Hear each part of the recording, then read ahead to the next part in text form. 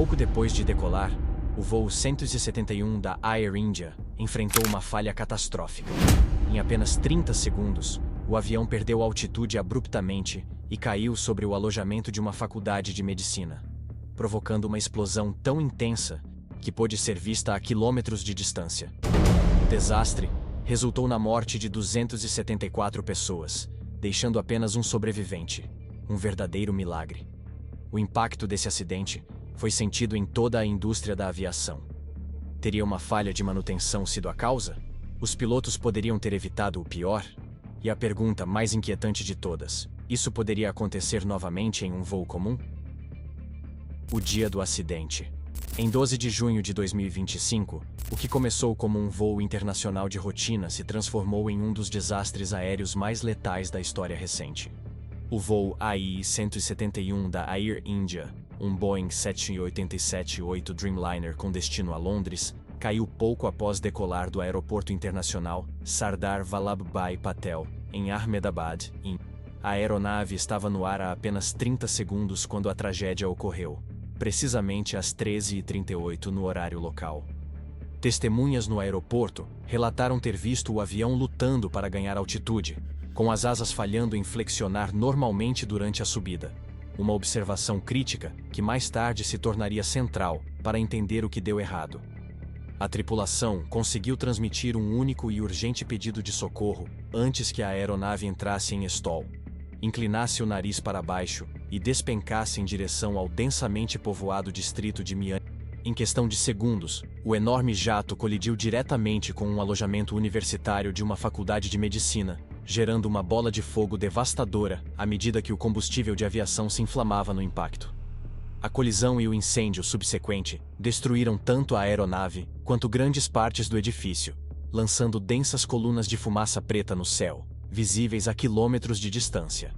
Moradores locais relataram ter ouvido um estrondo ensurdecedor que sacudiu prédios vizinhos, seguido por explosões menores à medida que o fogo se espalhava. O impacto foi tão violento que grandes seções da aeronave se desintegraram instantaneamente, espalhando destroços por vários quarteirões. Para os que estavam a bordo, e dezenas de pessoas no chão, o que deveria ter sido uma tarde comum de quinta-feira se tornou um momento de horror inimaginável. O acidente tirou 274 vidas. Todos os ocupantes do avião, com exceção de um único sobrevivente milagroso, e mais 33 pessoas que estavam no edifício atingido quando o desastre veio do céu. À medida que as notícias do acidente se espalhavam pela Índia e pelo mundo, a dimensão da tragédia começou a ser assimilada. Não se tratava apenas de outro acidente, era um dos piores desastres aéreos da década. A aeronave e detalhes do voo. A aeronave envolvida nesta tragédia era um Boeing 787-8 Dreamliner de 12 anos, parte do programa de modernização da frota da Air India, após a privatização da companhia pelo grupo Tata, em 2021. Antes da tragédia em Ahmedabad, o 787 Dreamliner mantinha um histórico de segurança impressionante desde que entrou em operação, em 2009, acumulando mais de 7 milhões de horas de voo em todas as companhias, sem uma única perda total de fuselagem. Esse histórico exemplar tornava o colapso catastrófico ainda mais chocante para especialistas da aviação ao redor do mundo. O Dreamliner representou uma revolução no design de aeronaves quando foi lançado, incorporando diversas inovações tecnológicas que o tornaram uma escolha popular entre as companhias aéreas globais. Em vez de alumínio tradicional, grande parte da fuselagem e das asas era feita de polímero reforçado com fibra de carbono, materiais compostos leves que permitiam maior eficiência de combustível e maior alcance. Uma de suas características mais reconhecíveis eram suas asas flexíveis, que se curvam visivelmente durante o voo normal para absorver turbulência e oferecer um voo mais confortável aos passageiros. A aeronave era equipada com motores GEnx da GE Aerospace, conhecidos por sua confiabilidade e menor impacto ambiental em comparação com gerações anteriores. Para a Air India, a frota de Dreamliners era central na reconstrução de sua reputação internacional após anos de dificuldades financeiras como companhia estatal. A empresa vinha trabalhando para se posicionar como uma transportadora moderna e confiável, capaz de competir com grandes companhias internacionais. O voo AI-171 operava seu serviço regular internacional de Ahmedabad para o aeroporto de Heathrow, em Londres, uma rota cada vez mais estratégica para a Air India em sua retomada no mercado internacional. A bordo estavam 236 passageiros e 5 tripulantes, incluindo 169 cidadãos indianos, 53 britânicos, 7 portugueses e um canadense. Muitos viajavam a trabalho, para estudar ou visitar familiares no exterior. A aeronave havia passado por todas as inspeções de manutenção programadas, sem qualquer registro em seu histórico que sugerisse problemas antes do fatídico dia. A linha do tempo dos acontecimentos. Os eventos que levaram à tragédia ocorreram com uma rapidez assustadora, dando à tripulação quase nenhum tempo para reagir de forma eficaz. Às 13h25, o voo AI-161 completou as verificações pré-voo sem qualquer anomalia registrada. Às 13h30, iniciou o pushback do portão, e às 13h33, recebeu autorização para decolagem na pista 28 do Aeroporto Internacional Sardar Vallabhbhai Patel. Tudo parecia normal, enquanto a aeronave acelerava pela pista como esperado. Por volta das 13h37, o avião decolou e iniciou o que deveria ser uma subida rotineira. Apenas 30 segundos depois, exatamente às 13h38, a tripulação transmitiu seu único chamado de emergência. Uma comunicação urgente, sem detalhes específicos sobre o que estava acontecendo. 15 segundos após esse chamado, a aeronave iniciou sua descida fatal. Às 13h38, menos de um minuto após a declaração de emergência, o Boeing 787 colidiu com o alojamento da Faculdade de Medicina. Essa linha do tempo, extraordinariamente curta, representa uma das progressões mais rápidas de um voo normal para uma catástrofe em toda a história da aviação comercial. Para os controladores de tráfego aéreo que observavam as telas de radar, a situação evoluiu com velocidade chocante. Em vez da trajetória de subida esperada, os dados de altitude do transponder pararam de subir repentinamente antes de desaparecer por completo. A ausência de comunicação, após o primeiro pedido de socorro, foi particularmente reveladora. Em emergências, as tripulações geralmente têm tempo para especificar a natureza do problema e suas intenções. O silêncio que se seguiu sugeriu que a situação se deteriorou tão rapidamente que os pilotos estavam totalmente focados em tentar salvar a aeronave, sem sequer um momento para fornecer mais detalhes. Essa ausência de informações dificultaria o trabalho inicial dos investigadores, que tentavam reconstruir o que aconteceu nos segundos finais e críticos do voo. Todo o processo, desde a autorização para decolagem até o impacto, durou pouco mais de 5 minutos, mas a emergência em si durou menos de 1 minuto. Tempo insuficiente para qualquer um entender o que estava acontecendo, muito menos consertar. Operações de resgate e recuperação. Quando o Dreamliner atingiu o alojamento da Faculdade de Medicina, criou uma cena de destruição apocalíptica que desafiou até os socorristas mais experientes. A colisão causou o colapso parcial do edifício de 4 andares, com a aeronave atravessando vários pavimentos antes de se desintegrar. Em poucos minutos, policiais, bombeiros e ambulâncias chegaram ao local, mas seus esforços iniciais foram dificultados por vários fatores. O calor intenso do combustível em chamas gerou temperaturas tão extremas que os socorristas inicialmente não conseguiam se aproximar a menos de 50 metros do ponto de impacto. Seus canhões de água pareciam quase ineficazes diante da intensidade das chamas, agravadas pela umidade da estação das monções e pelos ventos instáveis que espalhavam a fumaça tóxica em direções imprevisíveis. As ruas ao redor do local do acidente logo ficaram congestionadas com curiosos e veículos de emergência tentando acessar a área. Autoridades locais estabeleceram um perímetro de segurança e iniciaram a evacuação de prédios próximos, diante do risco de colapso estrutural e da possibilidade de explosões secundárias causadas por vazamentos de gás. Médicos e enfermeiros de hospitais próximos correram ao local sem esperar serem chamados, montando áreas improvisadas de triagem em edifícios e ruas adjacentes. No entanto, a dura realidade logo ficou evidente. Havia poucos feridos para tratar, pois a violência do impacto e o incêndio intenso deixaram quase nenhum sobrevivente. Ao cair da noite, refletores potentes iluminavam o local, enquanto a busca seguia ininterrupta. Na noite de sexta-feira, autoridades relataram a recuperação de pelo menos 270 corpos, 241 da aeronave e 29 dos escombros do alojamento. Esse número subiria para 274 mortes confirmadas, com a identificação de vítimas adicionais no solo. A operação de resgate envolveu centenas de profissionais trabalhando em turnos contínuos, incluindo equipes especializadas com máquinas pesadas, engenheiros estruturais para avaliar a estabilidade do edifício e peritos forenses encarregados da dolorosa tarefa de identificar as vítimas. A combinação de destroços da aeronave e ruínas do edifício criou um ambiente complexo e perigoso para as equipes de resgate, que precisavam agir com cautela para evitar novos colapsos, mas também com agilidade para manter o ritmo do trabalho. O único sobrevivente. Contra todas as probabilidades, uma pessoa sobreviveu ao catastrófico acidente do voo AI-171. Vishwas Kumar Ramesh, de 23 anos, sentado na poltrona 11A, foi retirado com vida dos destroços horas após o impacto.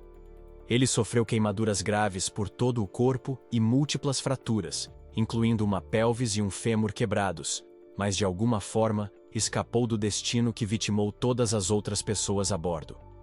A sobrevivência de Ramesh foi atribuída à sua posição específica na aeronave, próxima à raiz da asa esquerda, onde uma seção da fuselagem permaneceu relativamente intacta, apesar do impacto devastador.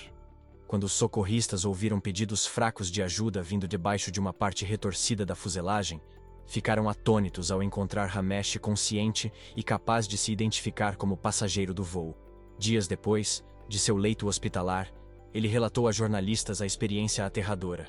Lembrou-se do avião despencando repentinamente após a decolagem, seguido de gritos por toda a cabine, à medida que os passageiros percebiam que algo estava terrivelmente errado. A lembrança mais vívida que Ramesh guardava era de como o lado esquerdo da aeronave se desintegrou ao seu redor no momento do impacto, com a porta próxima ao seu assento se soltando completamente e criando uma abertura pela qual ele conseguiu escapar dos destroços em chamas. O jovem engenheiro de software estava viajando para Londres para sua primeira entrevista de emprego fora da Índia, uma viagem que representava tanto uma oportunidade profissional quanto uma aventura pessoal. Apesar dos ferimentos extensos, os médicos esperavam que ele se recuperasse completamente, embora alertassem que o processo exigiria muitos meses e múltiplas cirurgias. Logo, seu quarto de hospital foi tomado por flores, cartões e mensagens de apoio vindas de toda a Índia e do exterior. Em uma entrevista exclusiva à NDTV, Ramesh falou sobre sua experiência. Embora sua voz tremesse ao relembrar os sons de metal se retorcendo e os rostos de outros passageiros nos últimos momentos de terror, sua sobrevivência milagrosa ofereceu uma pequena centelha de esperança em meio à tragédia devastadora, tornando-se um símbolo de resiliência que tocou pessoas ao redor do mundo. O início da investigação. Horas após o acidente, o Bureau de Investigação de Acidentes Aeronáuticos da Índia, AIB, mobilizou uma das maiores equipes investigativas da história da organização. Reconhecendo as dimensões internacionais da tragédia, rapidamente convidaram especialistas do National Transportation Safety Board, NTSB, dos Estados Unidos, e do Air Accidents Investigation Branch, AAIB, do Reino Unido, para integrar o esforço conjunto sob as normas da Convenção de Chicago, que rege a aviação internacional. Essa abordagem multinacional reuniu especialistas em análise de gravadores de voo, estruturas aeronáuticas, sistemas de propulsão, desempenho humano e meteorologia, concentrando expertise global para descobrir o que deu errado. A primeira prioridade foi localizar e proteger as caixas pretas, o gravador de dados de voo e o gravador de voz da cabine, que poderiam fornecer informações essenciais sobre os momentos finais da aeronave. Apesar da destruição extensa no local do acidente, as equipes de busca localizaram o primeiro gravador no quadrante sudeste dos destroços em 13 de junho, apenas um dia após a queda. Horas depois, recuperaram o segundo gravador debaixo de uma viga colapsada próxima ao telhado do alojamento. Embora externamente danificados, ambos os dispositivos foram cuidadosamente acondicionados em recipientes de proteção e transportados sob escolta de segurança até laboratórios especializados em Nova Delhi. Enquanto isso, no local do acidente, os investigadores estabeleceram um sistema de grade para documentar o campo de destroços, fotografando e catalogando cada peça significativa antes de movê-la. Esse processo meticuloso mais tarde permitiria reconstruir a sequência de falhas estruturais e entender como a aeronave se desintegrou. A equipe coletou amostras de fluidos dos sistemas hidráulicos e examinou as superfícies de controle em busca de sinais de danos ou falhas antes do impacto. Entrevistaram dezenas de testemunhas, incluindo funcionários de solo do aeroporto, controladores de tráfego aéreo e moradores locais que observaram os momentos finais do voo. Seus relatos reforçaram consistentemente a aparência incomum da aeronave durante o breve voo, especialmente a falta de flexão normal das asas, que deveria ser visível durante a fase de subida. Essa observação rapidamente se tornou um dos focos centrais da investigação técnica. A previsão era de que a análise dos dados levasse de 2 a 3 semanas.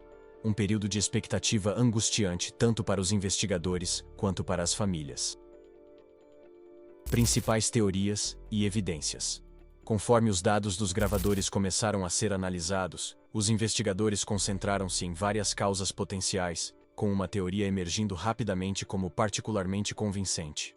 A explicação mais provável girava em torno de um problema na configuração das asas durante a fase crítica de decolagem. Diversas testemunhas relataram que as asas do voo AI-171 pareciam anormalmente rígidas durante a subida, sem a curvatura característica dos Dreamliners em voo. Especialistas da aviação, como o youtuber Captain Steve, sugeriram que a tripulação pode ter retraído os flaps por engano, em vez do trem de pouso, após a decolagem. Os flaps e slats são superfícies móveis nas asas, que se estendem durante a decolagem e o pouso para aumentar a sustentação em velocidades mais baixas.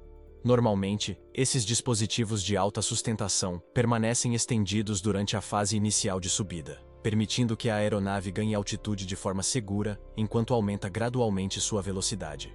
Caso tenham sido retraídos cedo demais, antes da velocidade adequada, a perda súbita de sustentação poderia causar um stall, exatamente o que as testemunhas descreveram antes do acidente. O mecanismo de flaps e slats do 787 é operado por 2 motores de torque independentes e monitorado por um sistema dedicado de encoders de posição. Esse design redundante torna uma falha completa extremamente rara, o que levou os investigadores a considerar se problemas de manutenção poderiam ter causado leituras falsas na cabine, indicando que os flaps estavam estendidos quando, na realidade, já haviam sido retraídos. O desafio técnico dessa teoria era explicar como um erro tão crítico poderia ocorrer em uma aeronave equipada com múltiplos sistemas de segurança, justamente para evitar esse tipo de falha. Aviões modernos possuem sistemas de alerta projetados para avisar os pilotos caso os controles estejam configurados de forma incorreta. Os investigadores passaram a explorar a possibilidade de uma falha mecânica no sistema de flaps ter contribuído para a tragédia. Importante ressaltar que várias causas potenciais foram rapidamente descartadas. As condições climáticas foram eliminadas como fator, já que o dia estava claro, com temperatura e pressão dentro dos padrões e sem turbulência ou cisalhamento de vento significativo. Da mesma forma, radares não detectaram aves na rota de decolagem, e exames preliminares dos motores não mostraram sinais de ingestão de objetos estranhos. Registros de manutenção e fatores técnicos.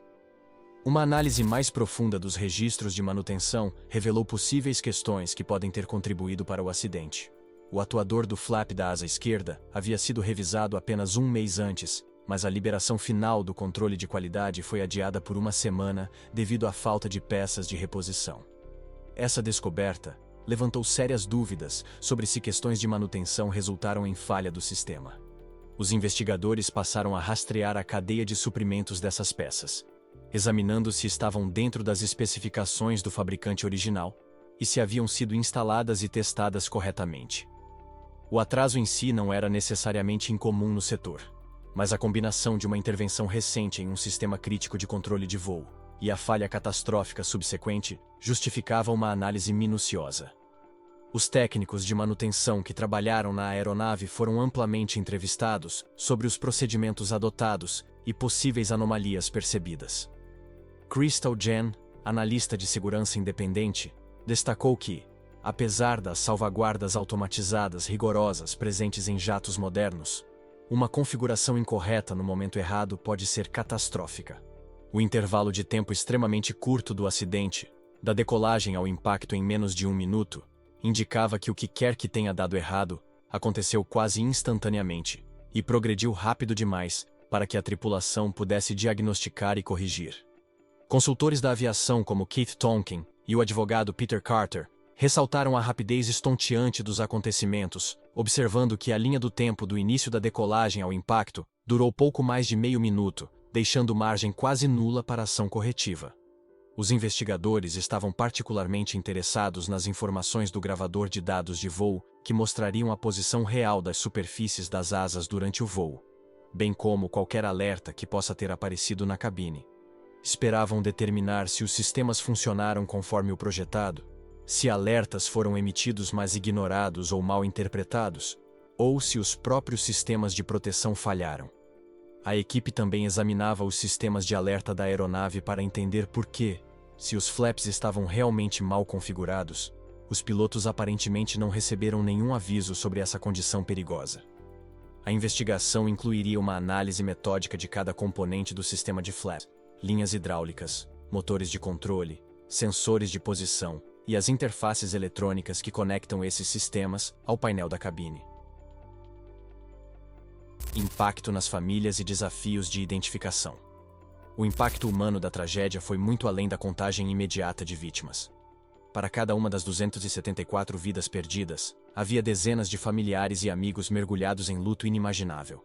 Os dias que se seguiram ao acidente foram especialmente angustiantes, com muitas famílias enfrentando a incerteza sobre se seus entes queridos estavam realmente a bordo, seguida pela espera torturante pela confirmação da identidade.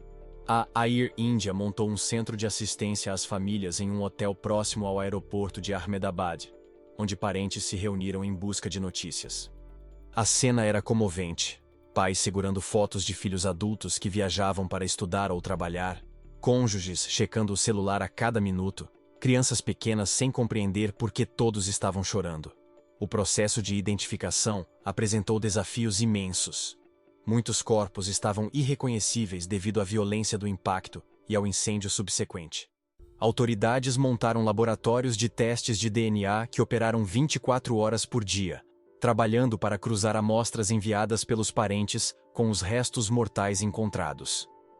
Amostras de sangue, registros odontológicos e pertences pessoais tornaram-se ferramentas cruciais para a identificação. Para muitas famílias, a espera por uma confirmação se estendeu por dias, aumentando ainda mais o trauma e a dor. Considerações culturais e religiosas acrescentaram complexidade ao processo, já que muitas tradições indianas exigem a cremação dentro de 24 horas após a morte, um prazo impossível de cumprir diante dos desafios da identificação. Líderes religiosos ajudaram as famílias a lidar com essas dificuldades, oferecendo cerimônias modificadas e dispensas especiais, respeitando tanto os rituais quanto as necessidades científicas da investigação. As redes sociais tornaram-se fonte de apoio comunitário e canal de expressão coletiva do luto. Hashtags como Pray for Ahmedabad e Do Justice for A-1071 ficaram entre os assuntos mais comentados por dias nas plataformas da Índia e do Reino Unido, com usuários compartilhando lembranças dos entes queridos perdidos e exigindo uma investigação completa.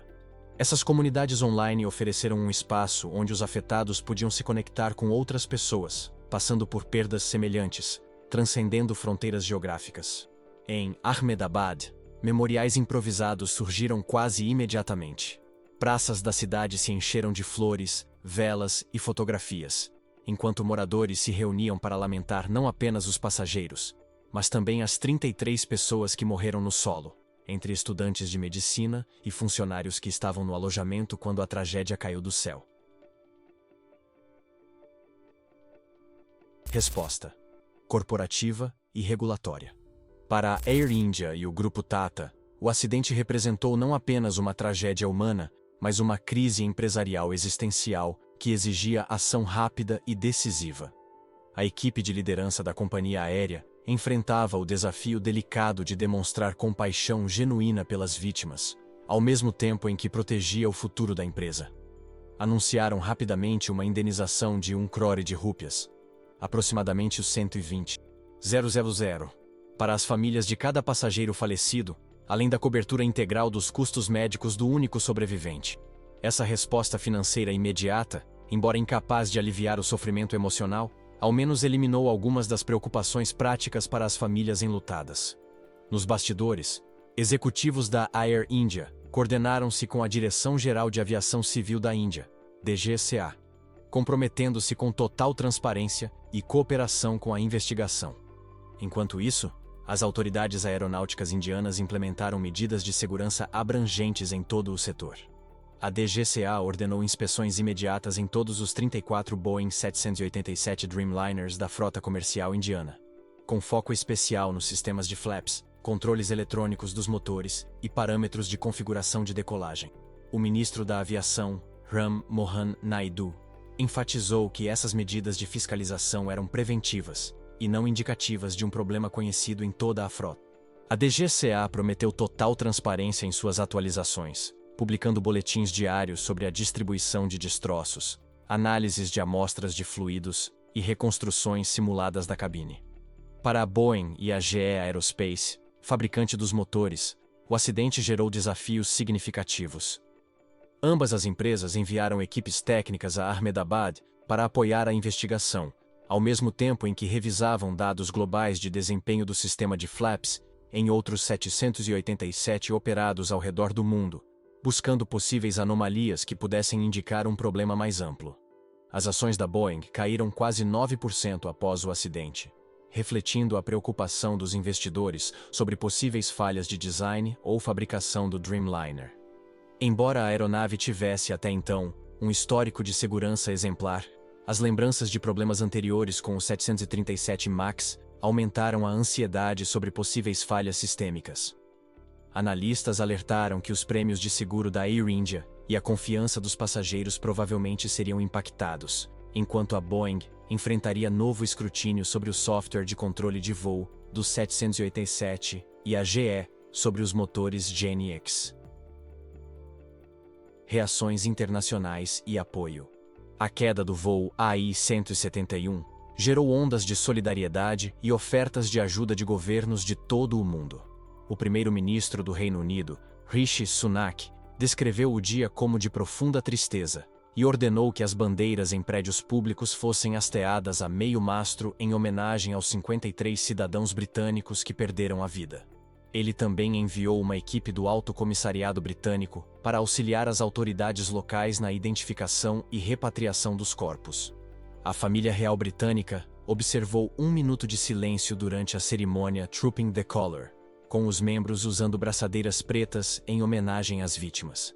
Esse gesto, transmitido internacionalmente, ajudou a comunicar a magnitude da tragédia ao público global.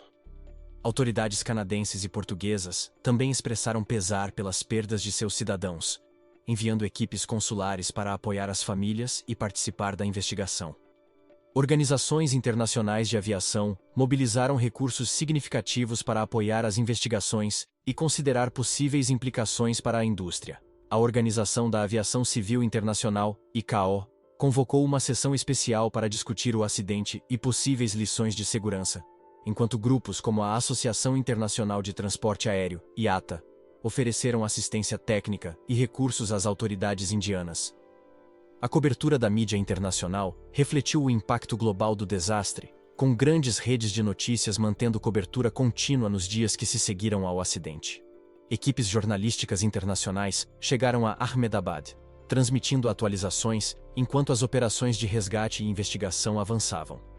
Esse foco global aumentou a pressão sobre os investigadores para fornecer atualizações oportunas, sem comprometer a integridade do processo. Para as famílias das vítimas não indianas, a resposta internacional ofereceu tanto apoio quanto complicações. Embora agradecessem as manifestações de solidariedade de seus governos, muitas enfrentaram desafios logísticos e legais complexos ao lidar com uma tragédia ocorrida a milhares de quilômetros de casa. Questões sobre jurisdição para reivindicações de indenização e diferenças nas leis de responsabilidade entre países acrescentaram camadas de complexidade a uma situação já esmagadora. Equipes diplomáticas assumiram o papel de intermediárias entre as famílias enlutadas e a equipe de investigação, traduzindo não apenas o idioma, mas também abordagens culturais à gestão de desastres e ao tratamento das vítimas. Contexto histórico e segurança na aviação. O acidente do AI-171 marcou o pior desastre aéreo da Índia desde a colisão aérea em Charkhi Dadri, em 1996, que tirou 349 vidas quando um Ilyushin Il-76, da Kazakhstan Airlines, colidiu com um Boeing 747 da Saudi Arabian Airlines, sobre o norte do país. Aquele desastre anterior levou a reformas significativas nos procedimentos de controle de tráfego aéreo e à instalação obrigatória de sistemas de prevenção de colisão em aeronaves comerciais que operam no espaço aéreo indiano. Especialistas da aviação traçaram comparações entre a queda em Ahmedabad e o acidente do voo 302 da Ethiopian Airlines, em 2019, envolvendo um Boeing 737 MAX. Aquele acidente foi atribuído a falhas no sistema MCAS, Maneuvering Characteristics Augmentation System, o que resultou na paralisação global do 737 MAX e em um processo abrangente de redesign. Essas comparações despertaram questionamentos incômodos sobre a possibilidade de outras aeronaves modernas possuírem vulnerabilidades de design ocultas capazes de se manifestar de forma catastrófica. A tragédia deu início a discussões extensas dentro da comunidade aeronáutica sobre o equilíbrio entre automação e controle humano em aviões modernos. Embora os sistemas computadorizados sofisticados geralmente tenham aumentado a segurança, alguns especialistas temem que eles possam estar prejudicando a capacidade dos pilotos de reconhecer e reagir quando esses sistemas falham ou fornecem informações enganosas. Associações de instrutores de voo começaram a defender mais prática de voo manual, especialmente durante fases críticas como decolagem e pouso. Especificamente para a aviação indiana, o desastre gerou questionamentos sobre se a fiscalização regulatória havia acompanhado o crescimento acelerado da aviação comercial no país. Apesar da modernização significativa nos últimos anos, surgiram dúvidas sobre se a cultura de segurança vinha sendo devidamente priorizada em todos os níveis do setor.